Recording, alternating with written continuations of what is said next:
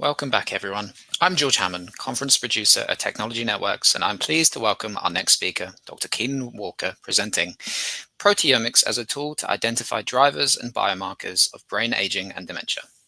Dr. Keenan Walker serves as a tenure-track investigator within the Intramural Research Program at the National Institute on Aging and holds the position of Chief for the Multimodal Imaging of Neurodegenerative Disease Unit. Presently, Dr. Walker's primary research focus centers on unraveling the implications of irregular immune function for Alzheimer's disease and cognitive decline in the later stages of life. Following the presentation, we will also have a Q&A session, and we welcome any questions that you may have. Please ask questions using the Q&A system to the right-hand side of the video player. And without further ado, I will now hand over to Dr. Walker to begin his presentation. Thank you, George, for the kind introduction, and thank you to the organizers for putting this together. I think it's a fantastic event, and thanks everyone for being here.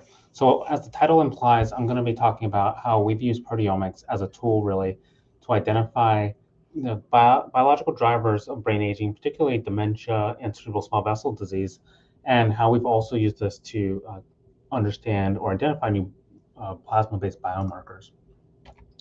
So a lot of the work that we've done to date is really based on this idea that systemic health conditions, that is, conditions that occur outside the brain, outside the central nervous system, can actually influence risk for Alzheimer's disease, influence risk for dementia and other age-related neurocognitive outcomes. So we know this from epidemiologic work, right? We know conditions like diabetes, hypertension, heart disease, autoimmune inflammatory conditions. They've all been associated with an increased risk for dementia. And we know, as shown by this figure on the right, this is published by the Lancet Commission in 2017, but it really illustrates that anywhere from 30 to 40% of the attributable risk for dementia is due to non-CNS conditions, so conditions outside the central nervous system that are potentially modifiable. So that's a lot of potential room for intervention. So based on this, we hypothesized that proteins in the blood, in the circulation, might actually mediate this relationship between systemic health or peripheral health and Alzheimer's disease and dementia. And the framework is really illustrated up top, where we have a clinical disease or subclinical disease that hasn't been manifested yet, or just normal age-related changes like cellular aging, leading to changes in the protein expression across various tissue types. So these proteins then make their way into circulation and eventually can influence target cells within the brain through some of the conduits listed here. Now we have a number of proteins, mainly cytokines, mainly chemokines, that have been identified already that are known to increase with age and also influence target cells within the brain. But we think there's many, many more proteins in circulation that have really yet to be identified. And so my team really has made an effort to identify more potential proteins in circulation that can influence dementia risk and related phenotypes, because they offer biomarker potential and also therapeutic potential, of course. So what we've really done is use these large-scale proteomic platforms, things like SomaLogic, SomaScan platform, or Olink's various platforms, to really, with a small amount of plasma, actually capture a large swath of the proteome.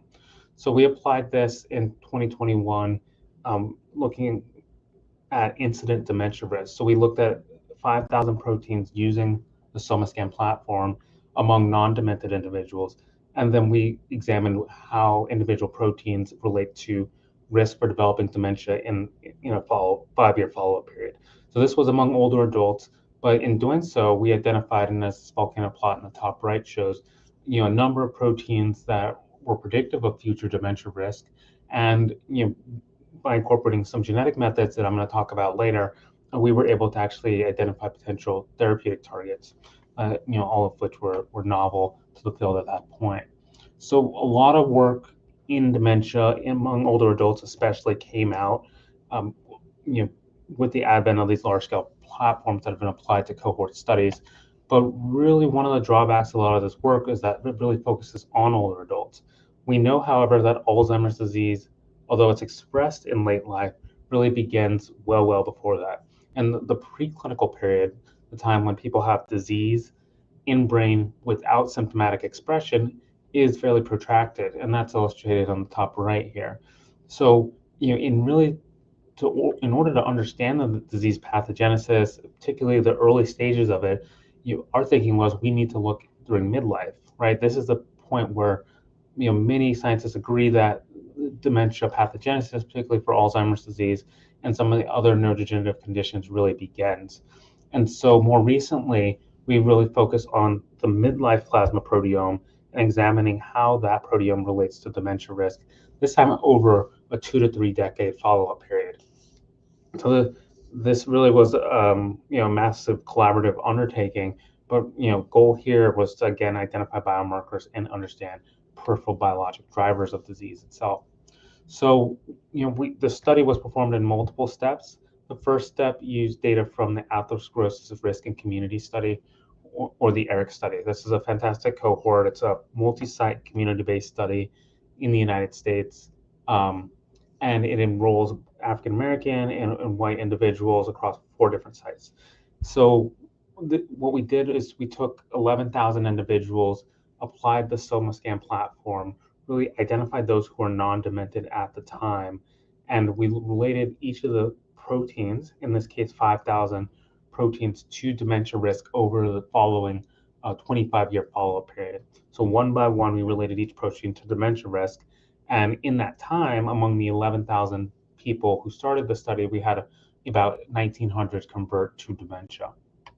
So in our analysis, because we're really interested in identifying mechanistic drivers, we did our best to try to adjust for confounding variables, adjust for things like demographic factors, age, sex, race, study site, kidney function, cardiovascular risk factors. So we tried to adjust out those potential confounders, and with that, we were able to find 26 proteins that were associated with 25-year dementia risk at a Bonferroni corrected threshold.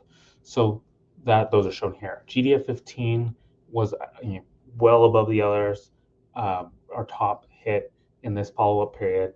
But we also have a lot of other interesting proteins at a lower p-value or a higher p-value. But what we did next was we wanted to understand, okay, midlife proteins, which midlife proteins predict dementia within like a relatively near-term period. So our near term for us was within 15 years. And so we looked at that follow-up period, same analysis, same 5,000 proteins. We identified GDF15 again, but also 6 others that were not initially identified. Okay, so we have here now 7 proteins which are dysregulated in midlife among people who are likely to experience dementia within a 15-year follow-up period. So very cool. We were excited about this. We did the sort of the opposite, where we looked at proteins that are associated with dementia beyond a 15-year follow-up period. So we wanted to identify things that change very early, 2 decades before dementia onset. And here we saw the same, a subset of the proteins were significant here, using the same set of analysis, again, GDF15, and several others that were identified as significant in our primary analysis. But for these now, we can say that they're particularly early movers among those who are at risk for dementia in subsequent decades. So from that, we put everything together, and we, all in all, we identified 32 what we're calling midlife dementia-associated proteins. GDF15, as I mentioned, maintain an association at all follow-up periods, and a particularly strong association, especially in the full follow-up. But we were excited to see that for 4 of the proteins, the ones that are starred here, they'd already been nominated as potential therapeutic targets by the Accelerated Medicine Partnership, AMP-AD specifically. And these are using orthogonal approaches, brain tissue proteomics, CSF proteomics. So we see some convergence here, even looking at the midlife plasma proteome. So what is the biology of these proteins? Well, we can qualitatively use annotation to map proteins into one of 6 biologic categories. Some sort of fell into this other category and weren't mapped here, but we saw this overrepresentation of immune, proteostasis, and synaptic proteins, as well as several other biologic categories. And we then asked, well, can we replicate? And so we use data from the European Medical Information Framework and the Whitehall 2 study to see if, using related but distinct outcomes, but the same proteomic platform, we can see if these proteins are, maintain associations with clinically relevant phenotypes. So EMIF-AD, we compared AD to controls, and we looked at conversion from mild cognitive impairment, the dementia prodrome, to clinically defined Alzheimer's disease. And we saw about half of the proteins were replicated in this related phenotype here. And then a smaller subset were associated in the Whitehall 2 study with 20-year cognitive decline when they're measured at midlife. So, we saw some replication, using related phenotypes across continents. So we were excited about that, and this allowed us to sort of narrow down which proteins we thought were going to be most reproducible as potential biomarkers. But what we could also do with the EMIF data, we were fortunate enough that they shared their CSF, amyloid, p-tau, and several other Alzheimer's specific or neurodegeneration, more broadly speaking, biomarkers that were available in the cerebrospinal fluid. So we can get a sense of how these proteins that we identified as being relevant in midlife to dementia risk related to what's going on in the brain at a proteomic level, using CSF biomarkers. So of the proteins that pass quality control in this cohort, we see those that are not gray, that is, we see that a subset of them are associated with amyloid positive status and phospho-tau. So now these are the two canonical, proteinaceous aggregates that you see in Alzheimer's disease. So we think, there's some convergence here between these proteins and Alzheimer's disease pathology, at least a subset of them. Then we have total tau, which is more of a non-specific marker of neuronal injury. And then we have another neurodegenerative marker that's more non-specific, neurofilament light, which showed slightly different pattern, but again suggesting that what we're seeing in plasmas is relevant to neuronal injury in the central nervous system. And then we look at YKL-40, a marker of neuroinflammation, and we see several proteins correlated there. I want to point out GDF15 because GDF15 was such a strong predictor of clinically defined dementia risk in our discovery analysis, and it replicated well across both external cohorts. And we don't, however, see GDF15 show an association with amyloid or p-tau. So it doesn't seem to be specific to Alzheimer's disease, at least relevant to the canonical Alzheimer's disease pathways, amyloid and tau. But it does seem to be relevant to neuroinflammation, suggesting that GDF15 may play some role in at least immune activation in the context of dementia. So we then wanted to understand where are our candidate proteins coming from. And so we were able to use, these are publicly available data sets, GTEx and Human Protein Atlas, two great resources to understand the various tissue-specific expression of transcripts and proteins for our candidate proteins. So, here, on the left is GTEx. Again, this is tissue-specific gene expression. On the right, we see data from our Human Protein Atlas, which is, tissue-specific protein expression. Now, there's really three patterns that emerge here. We saw a set of proteins that are non-specific, like, they are expressed at high levels or measurable levels across all tissue types, or almost all. Then we see a set of proteins that do seem to have some specificity for the brain. And that includes things like complexin 2, complexin 1, which is somewhere down here. So these we know are synaptic proteins. Another synaptic protein is cerebellin 4, not measured at a protein level, but it showed specificity on a gene expression level. So we have our, as we might expect, synaptic proteins, at least a subset of them are brain specific. So what we're seeing in blood is likely emerging from the CNS. Then we have a set of proteins here that are not expressed in brain tissue at all. And this is interesting for protein, considering these are proteins that are strongly associated with future dementia risk. And one of them is GDF15, we see it, being expressed in a subset of tissues, but despite its strong association with clinically relevant um, dementia and other neurocognitive phenotypes, nowhere to be seen in brain tissue. And we know from other research that it is expressed to some degree in brain, but it's not really at very high levels, at least physiologically speaking. Maybe in the context of disease, things are different. But what we then did was take the proteins that we know to be expressed in brain tissue, and we use additional sources of data.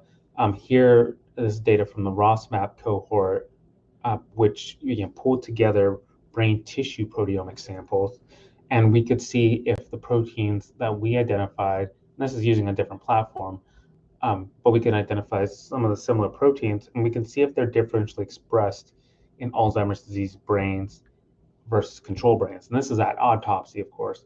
So this is sort of end-stage disease likely. But in this context, we still see that a subset of our proteins are differentially expressed, at least for those that are measurable in brain tissue.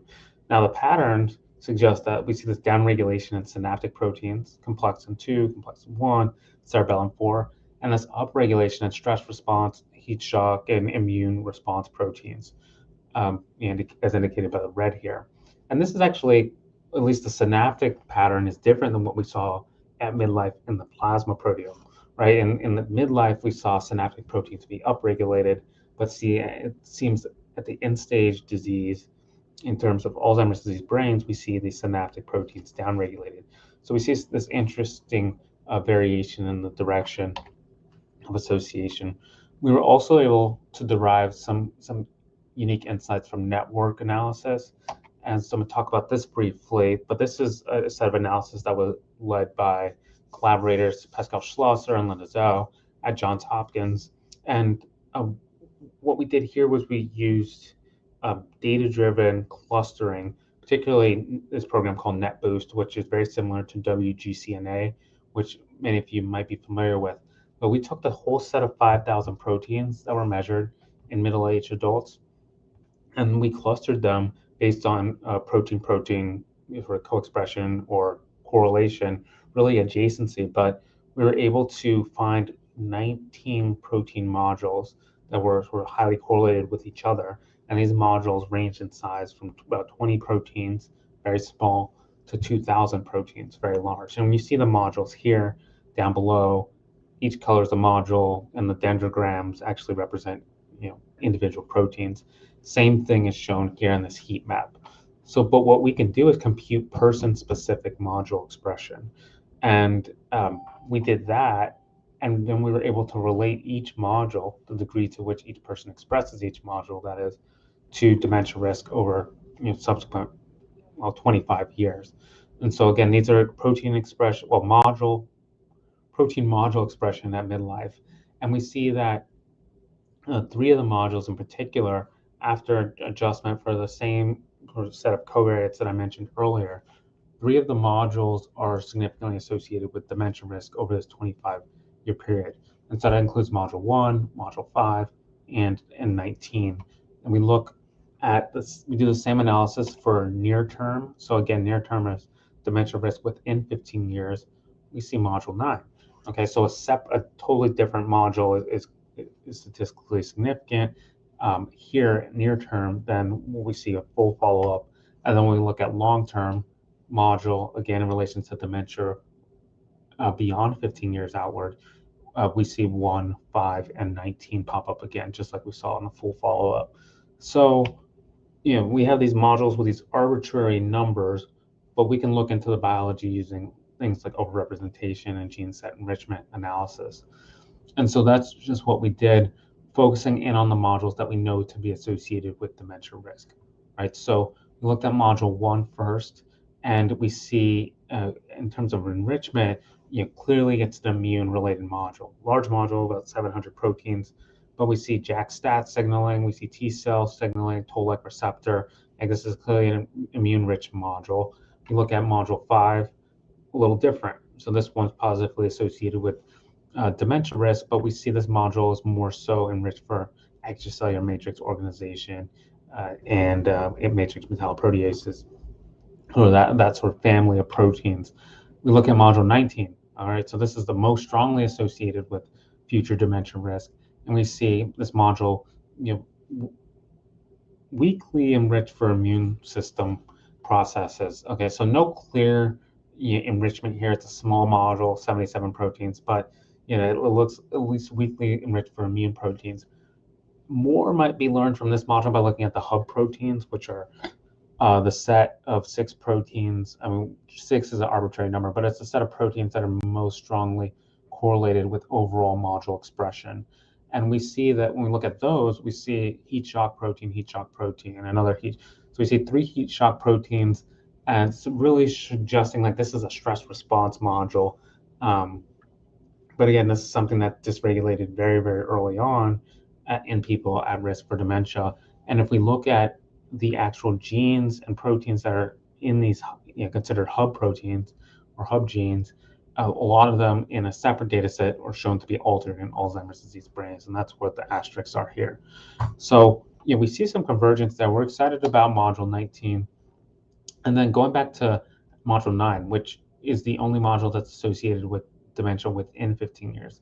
This is our one near-term module, and we see immune function, but more so like complement and coagulation here. All right, so it's immunity, but it's a lot different than the other immune-related modules, and we see some enrichment among hub proteins as well. So we can actually sort of parse out the directionality and place the modules on sort of the pseudo-time trajectory based on where we know their association, where we see an association with future dementia risk. And here's what we see, and we can kind of try to understand how the biology, at least peripheral biology, evolves in people at risk for dementia. So we see overall this multi-decade immune signature that does evolve. It goes from like early JAK-STAT signaling downregulation, so that's viral antiviral signaling is downregulated, T cell differentiation downregulated. At the same time, we see overall increase in the immune response, more leukocyte activation. So that's early. We also see matrix metalloproteases being dysregulated. As we get closer to dementia onset, we see complement coagulation become more prominent. We also see, again, some changes in immunity at that point. So, we're getting a sense of disease pathogenesis, at least from a peripheral perspective. But a question that's still outstanding is, okay, we identify potential biomarkers, we understand a little bit about the biology. Is this a response to Alzheimer's pathology, or is this actually driving the disease process? So we try to get at that to the best that we can with observational data using 2-sample Mendelian randomization. And this is done in collaboration with Mariam Fornage and Yunju Yang at UT Health Science Center. And what we did for this analysis was we did a genome-wide association study of our plasma proteins in the ARID cohort. So we identified genetic variants that are associated with protein level in plasma, and which we're calling protein quantitative trait loci, and use these as genetic instruments to our Mendelian randomization analysis to see if indeed we can see evidence for proteins driving, in this case, Alzheimer's disease. So we're going from all-cause dementia, which is really what we've been looking at up until now, to Alzheimer's disease specifically. And so here's what we see. The Mendelian randomization framework is sort of on the left here, and great, very useful method, relies on some assumptions. That's all I'll say about that, but we have 2 proteins here that at least pass this nominal p less than 0.05 threshold in our Mendelian randomization approach. So calcentinin 3 and serpinate 3. Serpinate 3 was actually robust to a number of sensitivity analysis. So we're actually quite confident in in the potential causal role here, or mechanistic role, I'll say, of this protein, and it seems actually to be protective based on the sign of the coefficient. But then we did something where we looked at the opposite. Well, we looked at the opposite direction. We used genetic variants we know to be associated with Alzheimer's disease, use those as instruments, and see if they predicted protein level.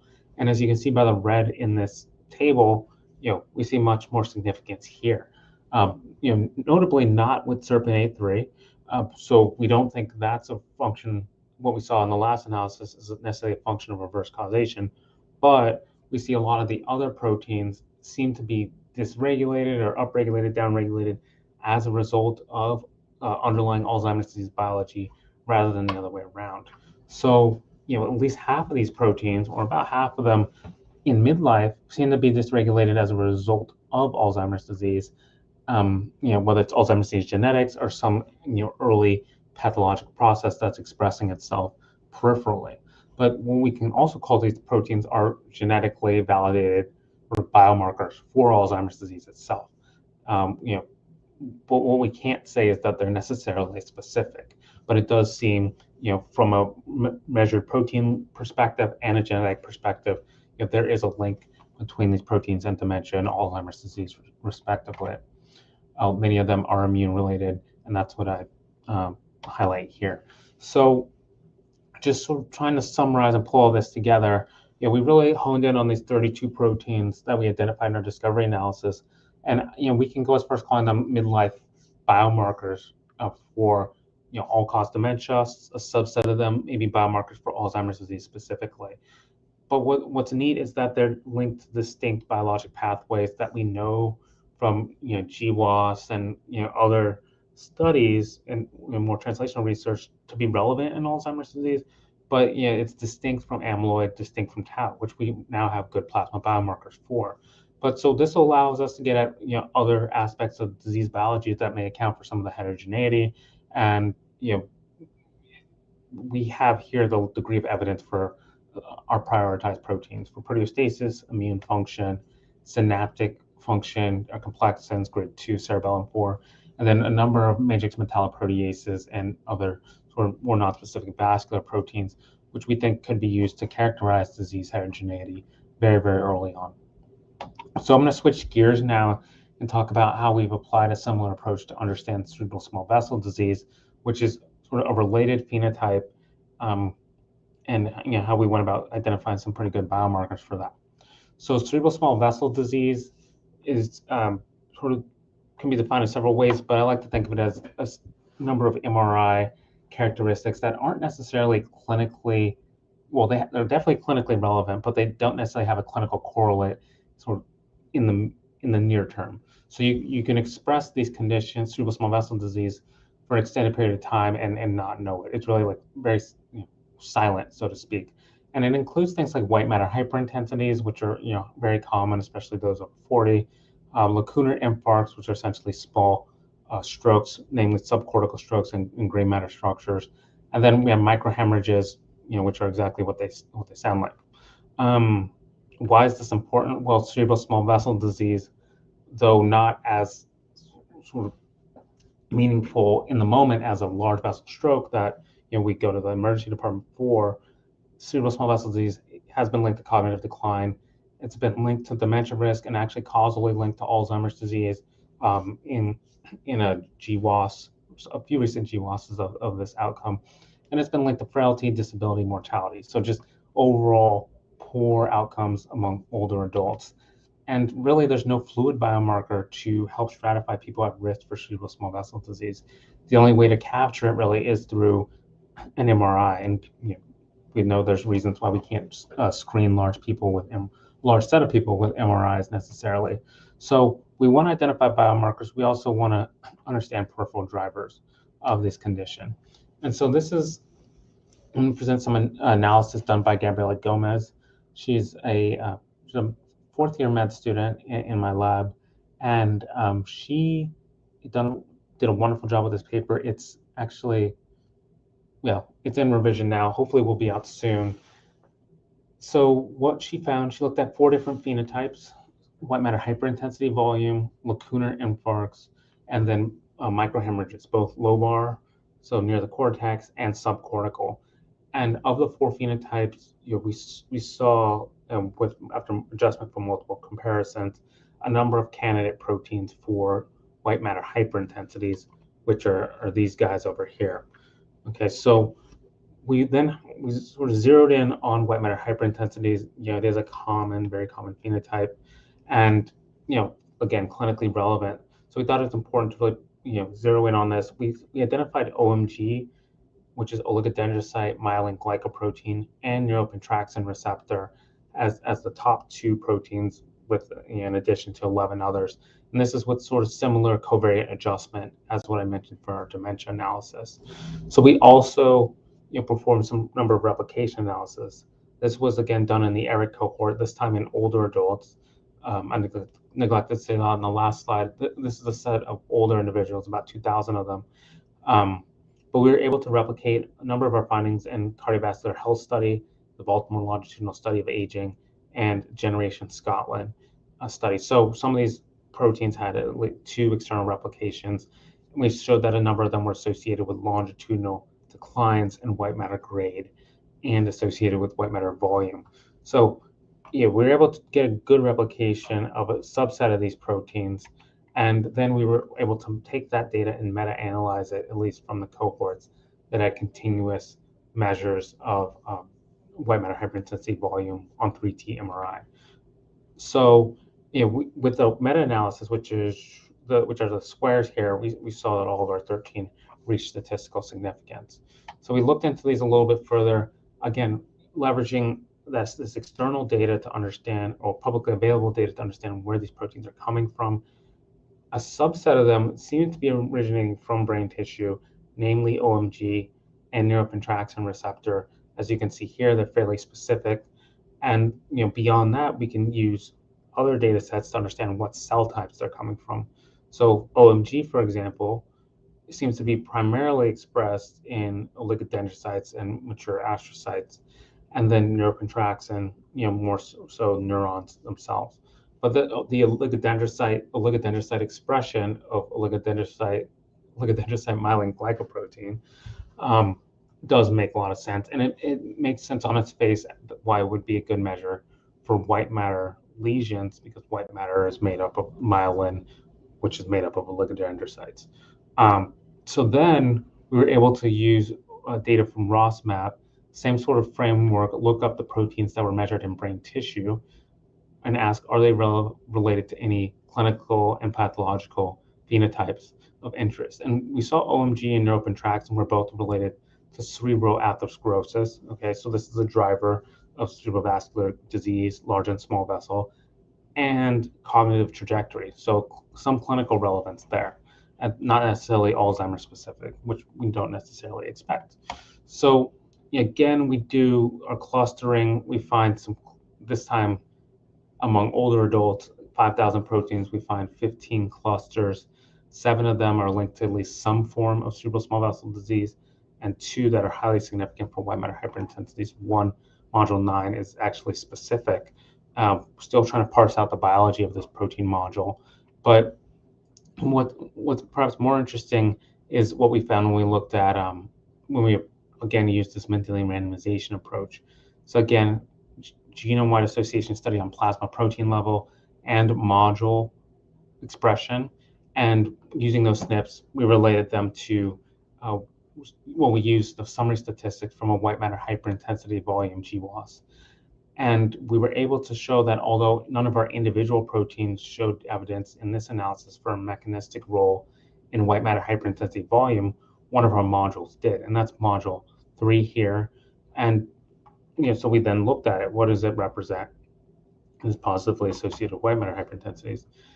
And our enrichment of this module, which is 78 proteins large, makes it clear that it's a complement signaling module, activation of C5, C3, and really just clear, unequivocally a complement cascade module. So what this suggests to us is that peripheral expression of complement, at least among older adults, might be a driver of white matter hyperintensity volume progression in older adults. So all in all, we were able to prioritize a number of white matter hyperintensity or cerebral small vessel disease biomarkers, and we're really excited about OMG and neuropentraxin receptor, given validation across 3 cohorts, association with longitudinal progression of this phenotype. We saw also, when we go back to midlife, they're still predictive of late life white matter hyperintensities. They're associated with clinically relevant phenotypes, i.e. dementia risk. I didn't show that data. And then we know they're expressed in brain, fairly specific to brain tissue. And when they're expressed in brain tissue, they're associated with cerebral athero and cognitive decline. So, we think we have really good candidates here for biomarkers that in blood for cerebral small vessel disease. And I think, we can use these biomarkers to stratify people who should then go on to have a 3T MRI to check on the extent of their cerebral small vessel disease. Okay, so I'm going to wrap up by talking about sort of a more targeted approach of where we apply proteomics to identify biomarkers. And this time we're interested in biomarkers of brain endothelial cell function or dysfunction, namely those that are clinically relevant. Why are we looking at brain endothelial cells? Well, they make up a large component of the blood-brain barrier, and the blood-brain barrier is hugely important to disease, namely neurologic disease, but it's challenging to assess. I mean, there are some neuroimaging protocols, that with contrast agents, you can get a sense of blood-brain barrier integrity. But we're thinking, well, it would be nice if there's something in circulation that can give us a sense of the integrity of this blood-brain barrier. And we set out to find just that. But we focused on the endothelial cell specifically, which is sort of this inner layer of the blood-brain barrier. So this is an analysis that was led by Jennifer Cordon and Michael Duggan, a post-bac and postdoctoral fellow in my lab. And they really did an awesome job going from human proteomics, using publicly available data from the Human Protein Atlas, using single-cell RNA-seq data, going back to the BLSA cohort, which is a human data set, to understand clinical relevance and then replicate. And so I'm going to walk you really quickly through those steps. And they ended up identifying several candidate biomarkers for blood-brain barrier, or more specifically brain endothelial cell function. So we started off by saying, okay, we're using a newer version of the SomaScan platform. In the BLSA study, 7,000 proteins are measured. Let's take all the gene names for those proteins and put them in the Human Protein Atlas and see which of them are specifically expressed by endothelial cells. And so we did that in collaboration with Anantu Pucha, who was a post-bac fellow in another lab at NIA, but he developed a program to do this automatically from Human Protein Atlas. So it's really cool. We found that about 48 proteins of the 7,000, or transcripts in this case, were enriched in endothelial cells. So we focused in on those 48, and we then asked which of the 48 are specific or fairly specific to brain endothelial cells, because endothelial cells are everywhere really throughout the body, and we're really interested in those that are specifically expressed in brain endothelial cells, which we think are different in a number of ways. So we were able to use really human and rodent single-cell RNA-seq data that actually did characterize transcripts that were specific to brain endothelial cells. And we found that of the 48, 28 of those, from these several external data sets, were brain endothelial cell specific. So then we're narrowing our set of candidate biomarkers down to these 28, which we'll call BEC, brain endothelial cell specific transcripts. So we have all of those proteins measured in blood. All right, I'm going from transcript back to protein, but the proteins that are coded for by these transcripts are measured in our cohort using the SomaScan platform. I mean, that's where we started with that list. So we took those 28 and we asked which of them are associated with a measure of, again, cerebral small vessel disease, white matter lesion volume here. So, cerebral small vessel disease, we think, in some instances is a indicator of blood-brain barrier dysfunction, and hence we wanted a sort of clinically or pathologically relevant phenotype to really find not just BEC specific proteins, but BEC specific proteins of clinical relevance. So we looked at all the 28, and we found that 4 to 5 of them are associated with with white matter lesion volume, and those are listed here. So then from there, we generated a composite score, and examine how much, if we look at brain endothelial cell specific proteins specifically, how much variation in white matter lesion volume can we compute or predict? And we got to 11%. And if we stratify people based on their composite score, we see with each increase in quartile more white matter lesions, which is what we would expect.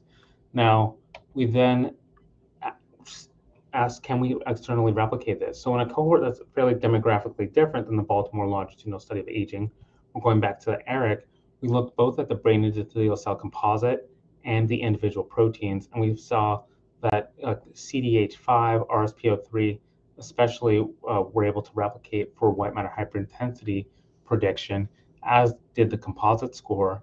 And we're looking at other small vessel disease phenotypes that we know are relevant. We see RSPO3 and the composite score are predictive of cerebral microhemorrhages as well. So lastly, we wanted to know, are these proteins clinically relevant? They're brain endothelial cell specific, they're associated with white matter lesions, but now are they associated with actual adverse functional outcomes? And that is the case.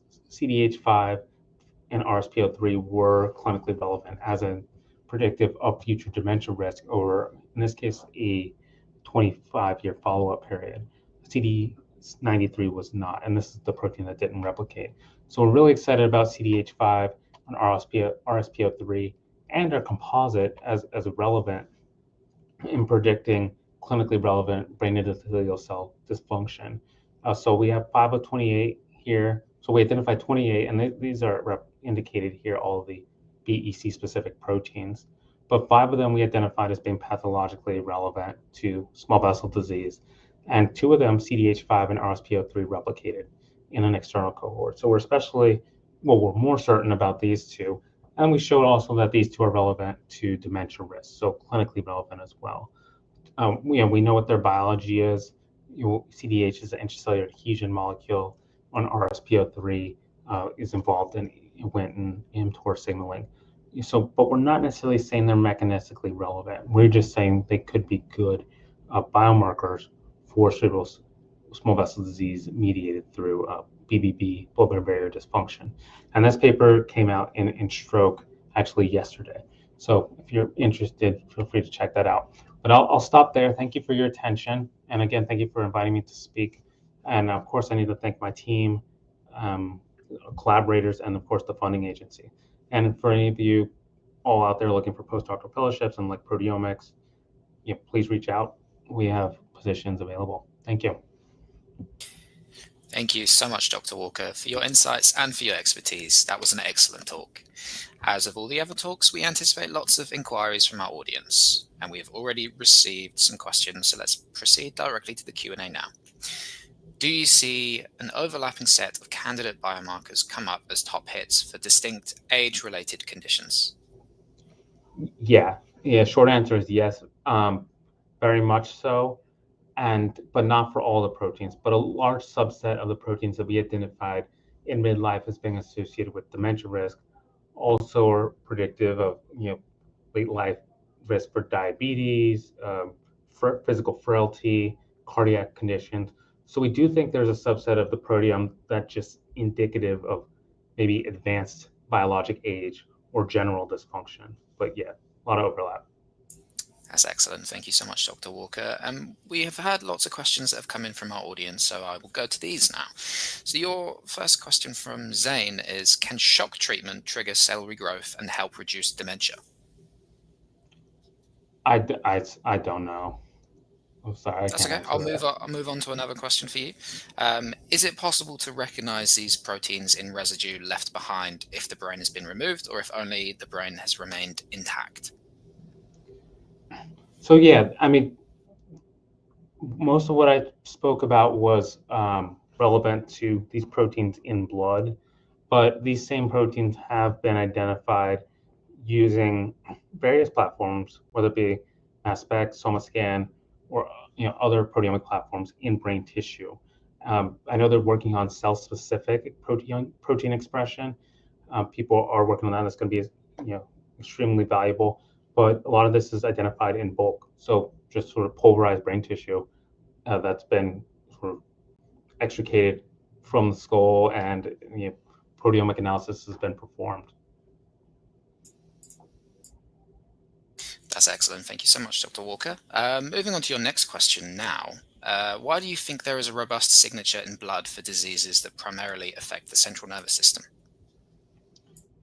Yeah, that's an excellent question. Actually, when we proposed doing this project, there was some skepticism that we would see signatures of CNS disease, namely dementia, in blood, especially so far before the onset of the disease itself. But yeah, I think there's two options, probably more options than two, but like the two things that come to mind are peripheral proteins, kind of like what we hypothesized. Peripheral proteins might be playing some role in promoting the disease itself.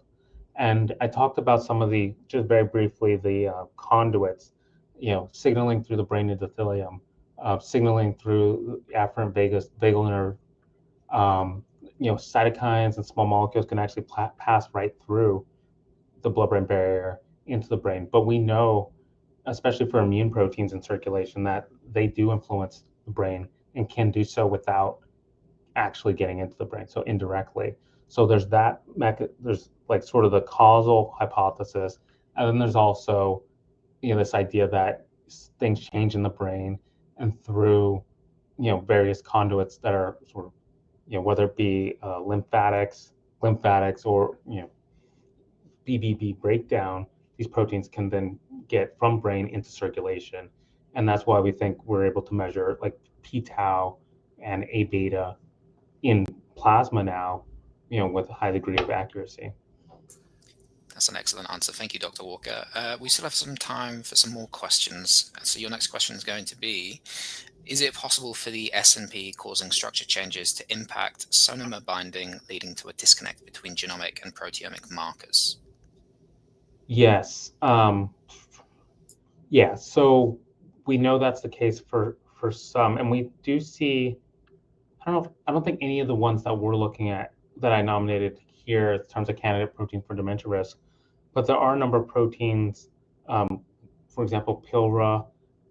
It's a known candidate risk gene for Alzheimer's disease, and there's a variant in PILRA. I'm not sure if it's the same exact one or an LD with the one that's associated with Alzheimer's disease that influences how the aptamer itself, which is the thing that is used to measure protein level with the SomaScan platform, the degree of binding. And so there are sort of these protein altering variants that do influence affinity. And when that happens, we get these sort of bimodal distributions that we have to take into account. But yeah, that is the case. I'm not sure for how many, but we've seen it for a number of the candidate proteins. Wonderful. Thank you so much. I believe we have time for maybe two more questions for your session today. So, do you think the biomarkers you have identified have potential utility in clinical practice? Yeah, I mean, eventually that's the hope. We're not there yet, but I think that's why we're doing this. I think, like, for example, I talked about the heterogeneity of the disease and how I think with some of the proteins we identified, so we can go beyond calling, everything with amyloid and phospho-tau Alzheimer's disease, but we can say, okay, this is Alzheimer's disease, maybe driven by immune dysfunction or driven by proteostasis dysfunction, whether that be a different subtype or a different stage in the disease process. I think, the goal is eventually, and maybe not near term, but based on this characterization of disease itself, the therapies, the approach, and the prognosis might be somewhat different. So, that is the hope. And we also, I didn't present it here, but working with SomaLogic, we've developed a 20-year dementia risk score that has pretty good predictive value of, well, it can put you into a high risk, low risk, and some medium categories for dementia over this 20-year period. And this was actually developed in ERIC, relied on some of the proteins that I mentioned today. But yeah, it's for more of a research tool, but I think in Japan, they've really actually started to use this clinically. And I'm not exactly sure tau because it's a marker of non-specific, well, it's a marker of all-cause dementia, so it's not going to guide treatment necessarily, but it could influence or encourage people to modify their behavior.